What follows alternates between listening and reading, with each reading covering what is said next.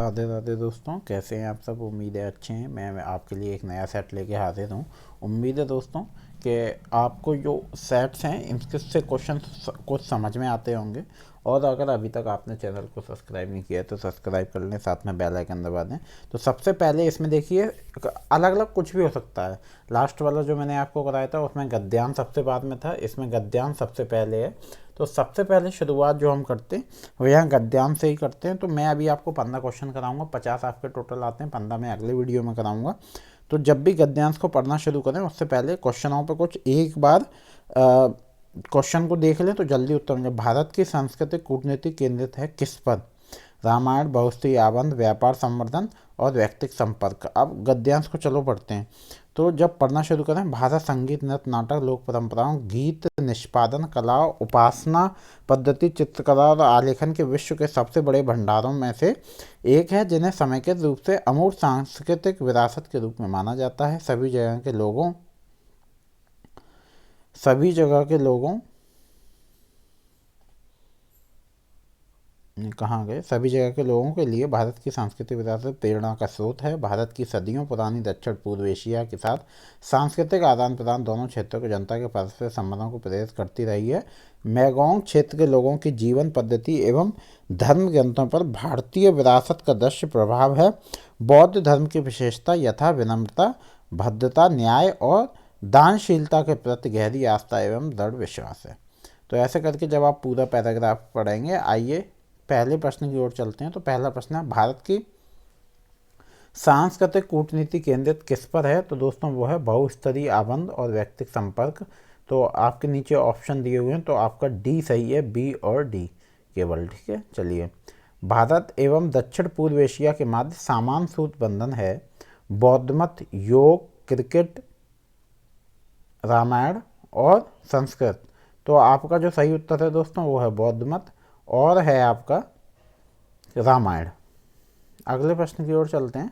निम्नलिखित में से कौन भारत की मृदु शक्ति स्थिति को प्रदर्शित नहीं करता है? डिजिटल इंडिया, कुशल भारत, व्यापार संवर्धन, योग, कूटनीति। तो बी आपका सही है, कुशल भारत। कुशल भारत भारत की मृदु शक्ति सॉफ्ट पावर को प्रदर्शित नहीं करता है। गद्यांश में कुशल भारत शब्द का प्रयोग नहीं किया गया है, इसलिए उपयुक्त उत्तर कुशल भारत है। शंघाई को ऑपरेशन ऑर्गेनाइजेशन के सदस्य देशों का सांस्कृतिक आदान प्रदान किन किन क्षेत्रों में है? पुरातत्व, लोक साहित्य, पर्यटन, योग और शिक्षा। आपके विकल्प दिए हुए हैं, तो विकल्प हैं केवल ए, सी, डी और ई, केवल ए, बी, सी और ई, केवल ए, बी और ई, केवल बी, सी, डी और ई। तो ए जो है वो आपका सही उत्तर है। ए है आपका केवल ए, सी, डी और ई। ए, सी, डी और ई क्या हो गए आपके? पुरातत्व, पर्यटन, योग और शिक्षा। तो लोक साहित्य इसमें नहीं है। चलिए अगले प्रश्न की ओर चलते हैं। गद्यांश का मुख्य कथ्य ऑप्शन है ए, भारत का महाशक्ति के रूप में अभ्युदय, बी, अन्य देशों के साथ शांति और सौहार्दपूर्ण संबंधों हेतु सांस्कृतिक की भूमिका, सी, भारत की सांस्कृतिक श्रेष्ठता और डी, भारत का ब्रिक्स देशों के साथ संबंध। तो बी जो है वो आपका सही उत्तर है और बी आपका हो जाएगा अन्य देशों के साथ शांति और सौहार्दपूर्ण संबंधों हेतु संस्कृति की भूमिका। निम्नांकित तालिका को ध्यान से देखें, जिसमें एक विक्रेता के द्वारा जुलाई 2019 से दिसंबर 2019 तक बेचे गए निजी संगणकों के वितरण की प्रतिशतता तथा एचपी और डेल कंपनियों के समान अवधि में विक्रय निजी संगणकों के बीच का अनुपात दर्शाया गया है। इसी अवधि में विक्रयित सभी निजी संगणकों की कुल संख्या 45,000 है। तालिका में दिए गए आंकड़ों के आधार पर प्रश्न का उत्तर दें। तो 5 प्रश्न आपने गद्यांश के कर लिए। अब आपको ये तालिका पढ़नी है और आपको इस तालिका से उत्तर देने हैं, जो कि आपके 5 प्रश्न होंगे। तो सबसे पहले आपने क्वेश्चन पढ़ा, महीने दिए हुए हैं, परसेंट दी हुई है और एचपी और डेल का रेशियो दिया हुआ है, 2 कंपनियां। तो पहला क्वेश्चन की ओर चलते हैं। डेल कंपनी के द्वारा जुलाई और दिसंबर में बेचे गए निजी संगणकों की संख्या का अनुपात क्या है? डेल कंपनी के द्वारा जुलाई और दिसंबर में बेचे गए, ठीक है, तो आपके जुलाई में बेचे गए 8:7 और दिसंबर में 7:9 और यहाँ 17%, 16%। तो सबसे पहले तो आपको इनकी परसेंट से इनका वैल्यू निकालनी होगी। जब आप वैल्यू निकाल लेंगे तो फिर उसके बाद आपको क्या करना है, दोनों महीने की तब उसका रेशियो लेके तब हम सॉल्व करेंगे। देखिए जुलाई में बेचे के संग 70% इंटू 45,000 दिए तो 7,650 हो गए, और रेशियो हमने निकाल लिया तो 8:7 था आपका। तो ये हमने निकाल लिया, तो टोटल जब वैल्यू निकाल ली, अब जुलाई और दिसंबर के जब वैल्यू निकाल ली तो देखिए 3,750 जुलाई में और 4,050 दिसंबर में। अब इनका हमने अनुपात किया तो आ गया आपका 119:135। चलिए अगले प्रश्न की ओर चलते हैं। अगर नवंबर में एचपी कंपनी के 35% निजी संगठक छूट पर बेचे गए तो उसी महीने में एचपी कंपनी के कितने निजी संगठक बिना छूट के बेचे गए? 882, 1635, 1638 और 885। तो कुल संगठक आपके हो गए 45,000। नवंबर में बिके कुल संगठक 45,000 इंटू 12/100 इक्वल टू 5400 आपका निकल आया। और नवंबर में बेचे गए संगठक 5400 इंटू 7/15 2520। अब छूट के साथ बिके संगठक कितने हो गए? वो आपके 882 हो गए। तो आपके 1638 आपका बिना छूट के बिके संगठन हो गए आपके 1638। चलिए अगले प्रश्न की ओर चलते हैं। अगर अक्टूबर के दरमियान डेल कंपनी के विक्रेता ने प्रत्येक निजी संगठक पर 433 का लाभ प्राप्त किया तो उस महीने में विक्रेता कितना लाभ मिला? तो यहाँ पैसे लिखे हुए हैं, A option, B option, C option, D option. तो इसको कैसे निकालेंगे हम? तो पहले तो टोटल 45,000 बेचे हैं और अक्टूबर में बेचे गए निकालने हैं तो कितने हो गए? 45,000 8/100 तो 3600 हो गए। और डेल के बेचे गए अक्टूबर में आपके हो गए 1500, और एक बेचा संगठक कितने पे? 433 के लाभ पे, तो 1500 गुणा 433 कर देंगे तो आपका उत्तर आ गया 6,49,500। तो आपका ये जो सही ऑप्शन है वो है आपका डी। चलिए जुलाई के महीने में एचपी कंपनी के द्वारा बेचे गए निजी संगठकों की संख्या दिसंबर के महीने में एचपी कंपनी के द्वारा बेचे गए निजी संगठनों की संख्या का कितना प्रतिशत है? 110%, 140%, 150% और 130%। तो डी है आपका 130%। देखिए बड़े आराम से निकल आएगा। अभी आपको पता है दिसंबर के महीने में एचपी कंपनी द्वारा बेचे गए संगठनों की संख्या कितनी प्रतिशत है, और जुलाई के महीने में, जुलाई और दिसंबर में निकालना है तो आपका कितना हो गया? 129.52, तो 130% हो गया। चलिए अगले प्रश्न की ओर चलते हैं। अगस्त एवं सितंबर दोनों महीने में डेल कंपनी के द्वारा बेचे गए कुल निजी संगठकों की संख्या क्या है? 10,000, 15,000, 10,500, 9,500। तो ये है 10,000।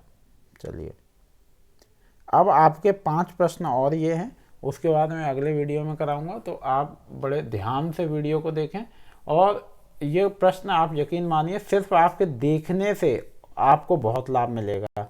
अगर आप सुन भी लेंगे तो भी बहुत लाभ मिलेगा। ये कम टाइम में आपको नेट क्वालिफाई करने की ट्रिक है, जो कि बहुत कम टाइम में आपको जल्दी से जल्दी नेट JRF क्वालिफाई हो जाएगा। तो आपका अगला प्रश्न है, शिक्षण के किस स्तर पर आलोचनात्मक चिंतन के उन्नयन का सबसे समझा जाता है? स्मृति स्तर, अवबोध स्तर, विमर्शी चिंतन स्तर और स्वायत्त विकास स्तर। तो सी जो है वो है आपका विमर्शी चिंतन स्तर। विमर्शी चिंतन स्तर इस स्तर को आत्मनिरीक्षण स्तर के रूप में भी जाना जाता है। शिक्षण के चिंतनशील स्तर को उच्चतम स्तर माना जाता है जिस पर शिक्षण कार्य किया जाता है। चलिए अगला प्रश्न है, निम्नलिखित विशिष्टताओं में से कौन सा व्यवहार प्रभावी शिक्षक का प्रयुक्त गुण है? संरचना, शिक्षक कार्य पूर्व विमुखीकरण, अनुदेश विविधता, पाठ स्पष्टता, पूछताछ।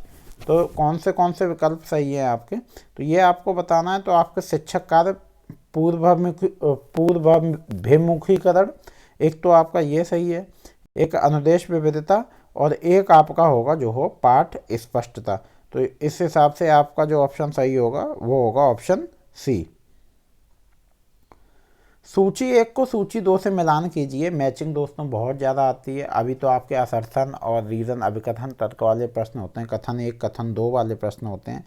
तो आपको इसका मैचिंग है आपकी, इसमें आपको करना है तो मूल्यांकन पद्धति और चारित्रिक लक्षण दिए हुए हैं तो यहाँ पे अगर हम बात करें तो निर्माणात्मक मूल्यांकन, संकलात्मक मूल्यांकन, निष्कर्ष संदर्भित मूल्यांकन, मानक संदर्भित मूल्यांकन आपको मिलान करना है। तो ये जो नीचे आपके कोड दिए हुए हैं, ठीक है, तो हमेशा कोड को बड़े ध्यान से देखें, इनमें गलतियाँ हो जाती हैं। अगर आपको 1 या 2 ऑप्शन आ रहे हैं तो भी आप सही कर सकते हो।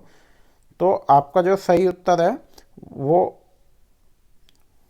देखिए, निर्माणात्मक जो मूल्यांकन होता है, जो प्रथमतः अधिगम की अभिप्रेरणा एवं अनुश्रवण के उद्देश्य से, और संकलात्मक मूल्यांकन जो होगा आपका प्रथमतः निष्पन्न प्रगति के श्रेणीकरण हेतु प्रयुक्त होता है।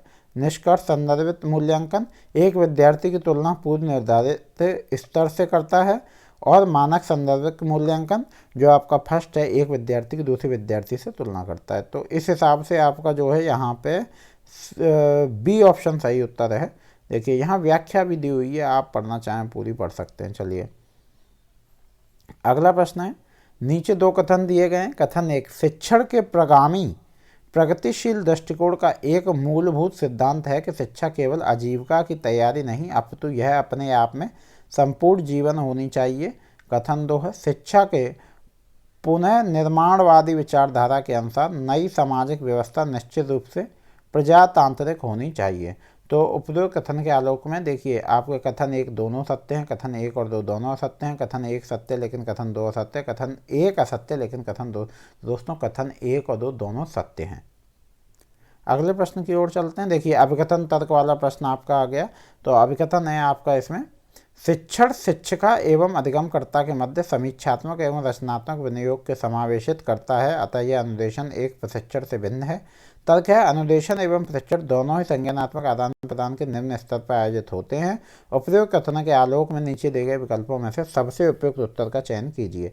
विकल्प ए और आर दोनों सही है, आधे की सही व्याख्या करता है। बी होता है ए और आर दोनों सही है, आधे की सही व्याख्या नहीं करता है। सी होता है ए सही है लेकिन आर गलत है। डी होता है ए सही नहीं है लेकिन आर सही है। तो यहाँ पे दोस्तों जो रीजन है, तर्क है, वो सही है और अभिकथन सही नहीं है। तो डी विकल्प आपका सही उत्तर है। तो यहाँ पे आपके पूरे 15 प्रश्न हो गए और मैं अगले वीडियो में आपको और प्रश्न कराऊंगा। मिलते हैं अगले वीडियो में। राधे राधे, धन्यवाद।